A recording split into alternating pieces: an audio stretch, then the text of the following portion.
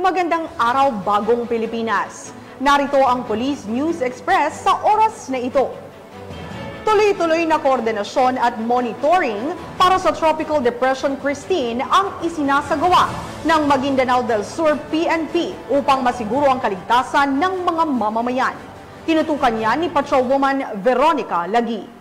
Isinagawa ang coordination and monitoring para sa Tropical Depression Christine sa mga apektadong bayan ng Maguindanao del Sur. Nito lamang ika-22 ng Oktubre taong kasalukuyan.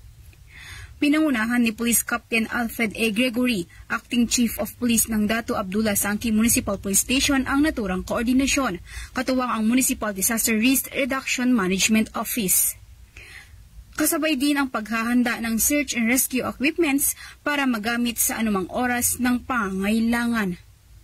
Patuloy ang alert monitoring ng mga kapulisan sa kalagayan ng kasalukuyang bagyo upang masiguro ang kaligtasan ng bawat mamamayan at makapaghanda sa posibleng dulot nito sa karatig bayan.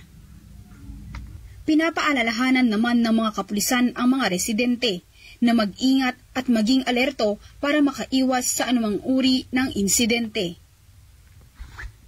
Mula rito sa rehiyon ng Bangsamoro, ako ang inyong Police News Network Correspondent, Patrolwoman Veronica Lagi, alagad ng batas, taga-taguyod ng Balitang Pulis. Maraming salamat, Patrolwoman Lagi. At para sa iba pang update sa kalagayan ng panahon at Bagyong Christine, laging tumutok sa Police News Network, alagad ng batas, taga-taguyod ng Balitang Pulis. Ako po si Patrolwoman Melanie Mapa, nagbabalita para sa Police News Express.